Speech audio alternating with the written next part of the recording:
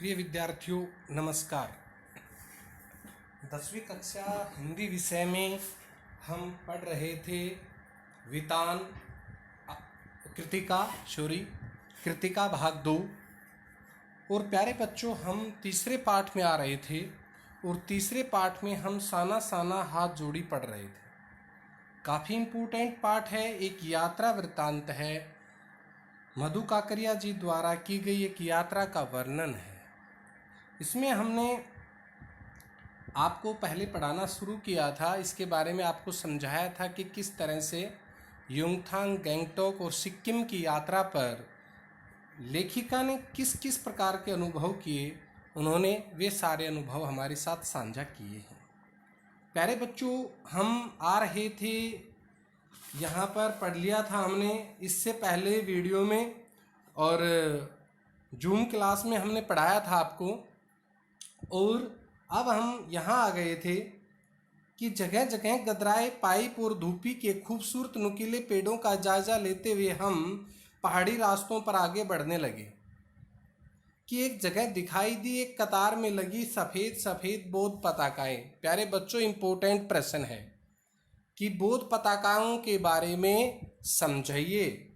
तो आप समझाएंगे किसी ध्वज की तरह लहराती, शांति और अहिंसा की प्रतीक ये पताकाएं जिन पर मंत्र लिखे हुए थे। नार्गे ने बताया कि यहाँ बुद्ध की बड़ी मान्यता है, यानी कि बुद्ध की, महात्मा बुद्ध की बहुत बढ़िया मान्यता है, बहुत आस्था से लोग यहाँ देखते हैं। जब भी किसी बुद्धिस्ट की मृत्यु होती है, उसकी आत्मा की शांति के लिए शहर से दूर किसी भी पवित्र स्थान पर 108 श्वेत पताकाएं फहरा दी जाती हैं। नहीं, इन्हें उतारा नहीं जाता है। ध्यानपूर्वक सुने प्यारे बच्चों, इसके बारे में इम्पोर्टेंट प्रश्न आता है कि जब भी किसी बुद्धिस्ट का निधन होता है, उसके निधन के ऊपर किसी पवित्र स्थान पर 108 श्वेत पताकाएं फहरा दी जाती हैं, इन्हें उतारा नहीं जाता है। ये धीरे धीरे अपने आप ही नष्ट होती हैं। कई बार किसी नए कार्य की शुरुआत में भी ये पताकाएं लगा दी जाती हैं, पर वे रंगीन होती हैं। नार्गे बोलता जा रहा था और मेरी नज़र उसकी जीप पर लगी दलाई लामा की तस्वीर पर टिकी हुई थी। कई दुकानों पर भी मैंने दलाई लामा की ऐसी ही तस्वीर देखी थी। दलाई लामा के बारे में बताया कि ऐसी ही तस्वीर मैंने हर जगह देखी थी, क्योंकि तिब्बती क्षेत्र में दलाई लामा की बड़ी मान्यता है, वे अपना धर्मगुरु मानते हैं। तो ये प्रश्न काफ़ी इम्पोर्टेंट है, ध्यान रखना है कि श्वेत और रंगीन पताकाओं के रहस्य को समझाइए। तो अब आप बताएंगे कि सफ़ेद पताकाएं शांति अहिंसा की प्रतीक, ये पताकाएं मंत्र लिखी हुई होती हैं, एक कतार में फहरा दी जाती हैं। जब भी किसी बुद्धिस्ट की मृत्यु होती है तो उसकी शांति, आत्मा की शांति के लिए ऐसा किया जाता है। ये सत्य अहिंसा की प्रतीक होती हैं। ये कई बार ये रंगीन भी फहराई जाती हैं, लेकिन उस समय रंगीन किसी शुभ कार्य के लिए होती हैं। तो ये सब बातें नार्गे ने बताई। नार्गे जो गाइड है वह बता रहा है। इसके बाद हम आगे चलते हैं प्यारे बच्चों। हिचकोले खाती हमारी जीप थोड़ी और आगे बढ़ी। हमने लुभावनी हंसी बिखेरते हुए जितेन बताने लगा, लुभावनी मन को लुभाने वाली हंसी बिखेरते हुए। हमने आपको एक प्रश्न बताया था कि एक सफल गाइड के लक्षण बताइए, विशेषता बताइए। तो ये प्रश्न साथ साथ चल रहा है। जो गाइड है वह बीच बीच में लेखिका मधु काकरिया और उसकी सहेली को बता रहा है।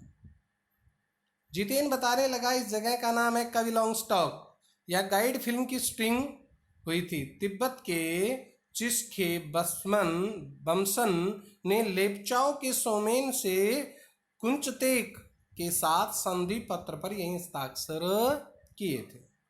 ये भी एक विशेषता है, ऐतिहासिक विशेषता। एक पत्थर या स्मारक के रूप में भी है। लेपचा और भूटिया सिक्किम की ये दो जातियां हैं। इन दोनों स्थानीय जातियों के बीच चले सुदीर्घ, बहुत लंबे झगड़ों के बाद शांति वार्ता का यह शुरुआती स्थल है। उन्हीं रास्तों पर मैंने देखा एक कुटिया के भीतर घूमता चक्र। एक कुटिया के भीतर चक्र घूमता है। एक प्रश्न प्यारे बच्चों यहाँ पर इम्पोर्टेंट और आ गया है, देखिए यहाँ से देखिए, उन्हीं रास्तों पर मैंने देखा एक कुटिया के भीतर घूमता चक्र। घूमता बड़ा ऊ की मात्रा आती है। क्या यह क्या? नार्गे कहने लगा कि मैडम ये धर्म चक्र है, धर्म चक्र है, ध्यान से सुने। प्रेयर व्हील कहते हैं इसको। इसका घुमाने से सारे पाप धुल जाते हैं। ये आस्था का प्रतीक है, ये धर्म का प्रतीक है, ये आध्यात्मिक का प्रतीक है। क्या आश्चर्य में पड़ गई लेखिका? क्या?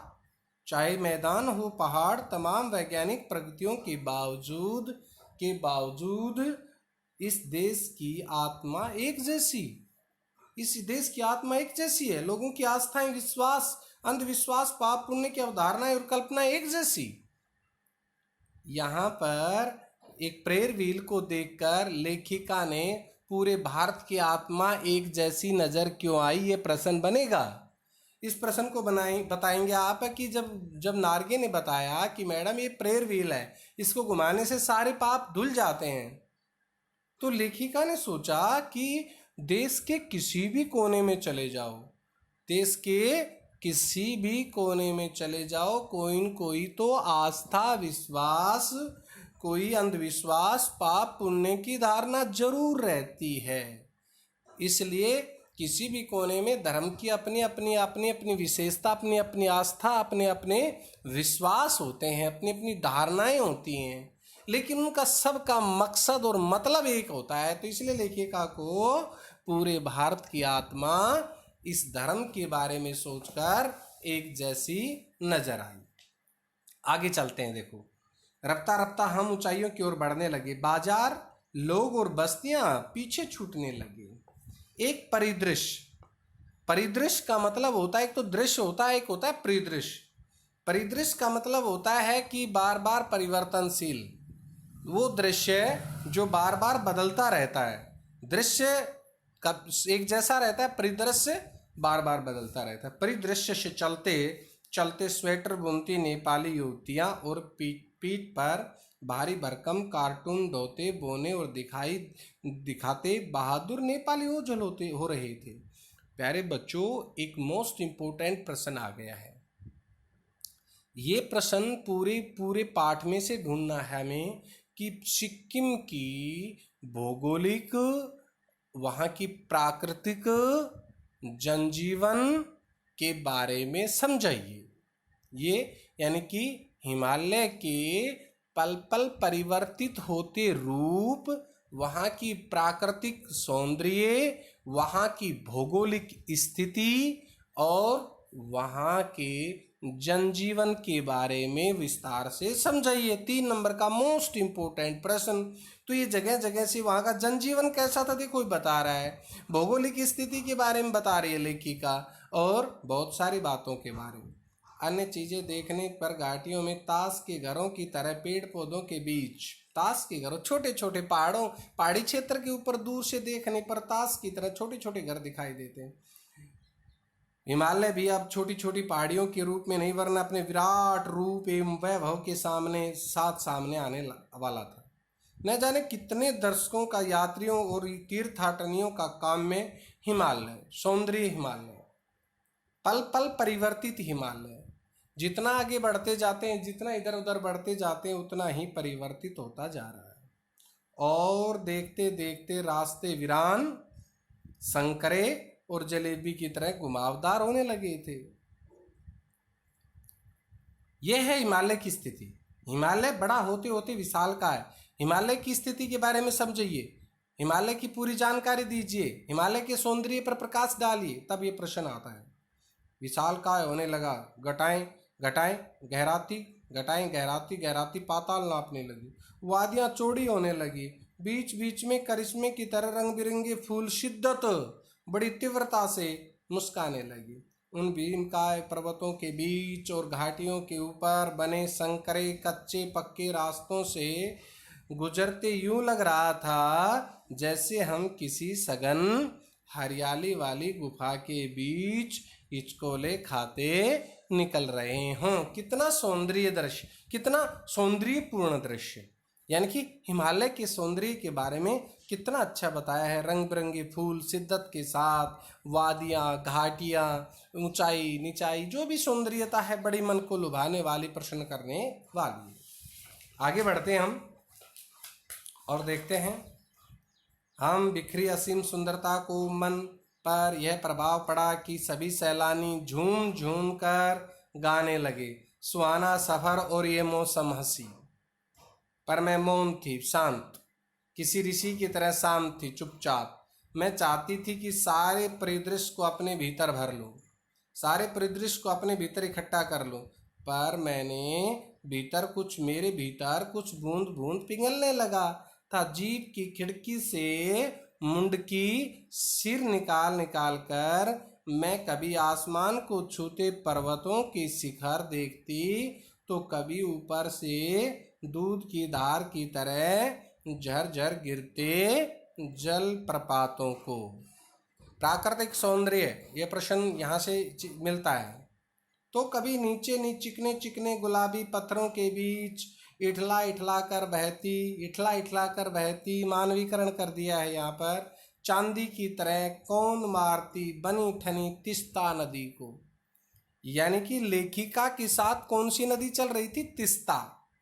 ये रास्तों के साथ साथ चल रही थी, तिस्ता नदी। सिल्लीगुड़ी से ही हमारे साथ थी है तिस्ता नदी, पर यहाँ उसका सौंदर्य पराकाष्ठा पर था, बहुत ऊंचाई पर था, बहुत तीव्रता पर था, एकदम यौवन अवस्था पर था। बड़ी सुंदर थी। इतनी खूबसूरत नदी मैंने पहली बार देखी। प्राकृतिक सौंदर्य के बीच नदी, कितना सुंदर दृश्य है। अपने आप को सौंदर्यता से बनाई हुई नदी। मैं रोमांचित थी, पुलकित थी, चिड़िया के पंखों की तरह हल्की थी। प्यारे बच्चों, ऐसे प्रश्न बनेंगे ये यहाँ पर, जैसे कि लेखिका पुलकित क्यों थी, चिड़िया की तरह हल्की क्यों हो गई थी?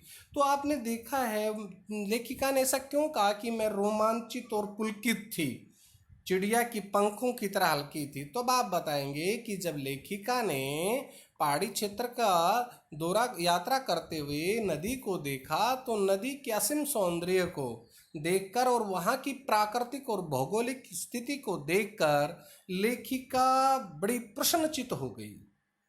उसके हृदय में बहुत ही पवित्र भाव भरने लगे और वह प्रकृति की इस नायाब व्यवस्था को देखकर बड़ी खुश हो गई और वह इतनी हल्की हो गई जैसे वह किसी चिड़िया की तरह से उसका मन उड़ने को कर रहा था। उसका हृदय पूरी तरह से प्राकृतिक सौंदर्य के भावों से भरा हुआ था। मेरे नगपति मेरे हिमालय, नगपति मेरे हिमालय, मैंने हिमालय को सलामी देनी चाहिए कि तभी जीप एक जगह रुकी।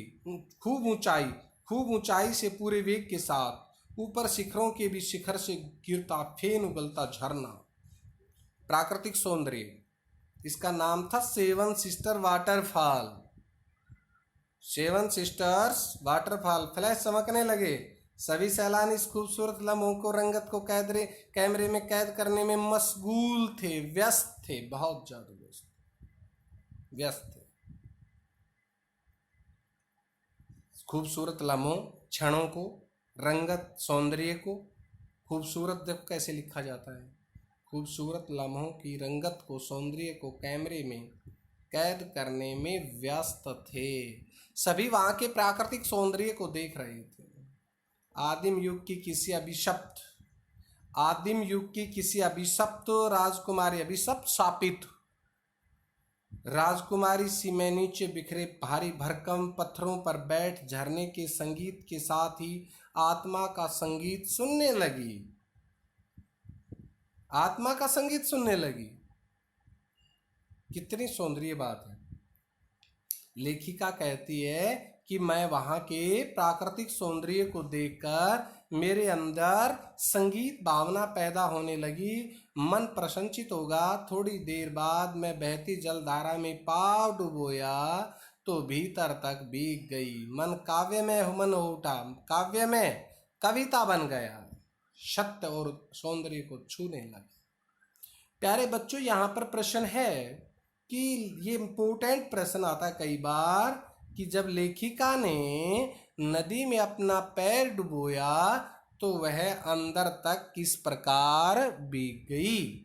तो उसने वहाँ के सौंदर्य को देखा, मैंने यही बात बताई थी, प्राकृतिक सौंदर्य को, इठलाती बहलाती उस नदी को देखा। उस नदी के जल में जब पैर डुबोया तो वह अंदर तक भीग गई। कितना आप कल्पना कर सकते हो कितना सौंदर्यपूर्ण दृश्य होगा कि नीचे, पैरों के नीचे नदी, पैरों के पैर टिके हुए नदी में, और वहाँ की सौंदर्यता से भरा दृश्य जैसे हम किसी तस्वीरों में देखते हैं, सीनरियों में देखते हैं। उसने खुद ऐसा दृश्य अपनी आंखों से देखा तो उसका मन काव्यमय हो उठा, प्रसन्नचित्त हो उठा, एक कविता बन गया, उदारवादी भावों से परिपूर्ण बन गया, कल्याणकारी भावों से भर गया। तब ये बनता है इसका आंसर। जीवन की अनंतता का प्रतीक यह झरना, उन अद्भुत अनूठे क्षणों में मुझसे जीवन की शक्ति का एहसास हो रहा था। इस कदर प्रतीत हुआ कि जैसे मैं स्वयं भी देश और काल की सरहदों सीमा रेखाओं से दूर बहती धारा बन बहने लगी हूँ। लेखिका स्वयं भीतर की सारी तामसिकताएं, बुरी वासनाएं, बुरी विचारधारा और दुष्ट वासनाएं, अंदर घृणित भाव, गलत भाव, गलत इच्छाएं इस निर्मल धारा में बह गई। प्रश्न बन सकता है यहाँ पर, किस प्रकार बह गई? यानी कि प्राकृतिक, यानी कि प्रकृति ने इतनी सुंदर व्यवस्था कर रखी है, अपने आप करती है प्रकृति। देखो इतने इतने भारी भरकम, इतने सौंदर्य, इतना इतना क्षेत्र में अपना आप सौंदर्य बना रही है। लेखिका को ये सब लगा कि देखो प्रकृति जब इतना कर रही है तो हम क्यों नहीं कर सकते। हमारे अंदर जो गलत भावना है हमें वो छोड़नी चाहिए, त्याग देनी चाहिए। प्रकृति अपने आप तैयार होती है, संजती है, संवरती है। गर्मियों में दुख उठाती है, कष्ट उठाती है, सर्दियों में पत्ते जल जाते हैं पेड़ों के, पेड़ समाप्त हो जाते हैं, लेकिन एक उपयुक्त समय के ऊपर, मौसम बदलने पर फिर वैसा ही अपना श्रृंगार कर लेती है। निर्मल धारा में बह गई मन, हुआ कि अनंत समय तक ऐसे ही बहती रहूं, सुनती रहूं इस झरने की पुकार को, पर जितेन मुझे ठेलने लगा, आगे धकेलने लगा। आगे इससे भी सुंदर नज़ारे मिलेंगे। वह कहने लगा लेखिका से, नार्गे यानी कि गाइड बताने लगा, अब आप यहाँ पर जो दृश्य देख रहे हो इससे भी सुंदर दृश्य आपको इस यात्रा वृत्तांत में आगे देखने को मिलेंगे। आप इतना समय यहाँ लगाएंगे तो आप आगे तक पूरा दृश्य नहीं देख पाएंगे, आगे तक आप पूरा सौंदर्य का मजा नहीं ले पाएंगे।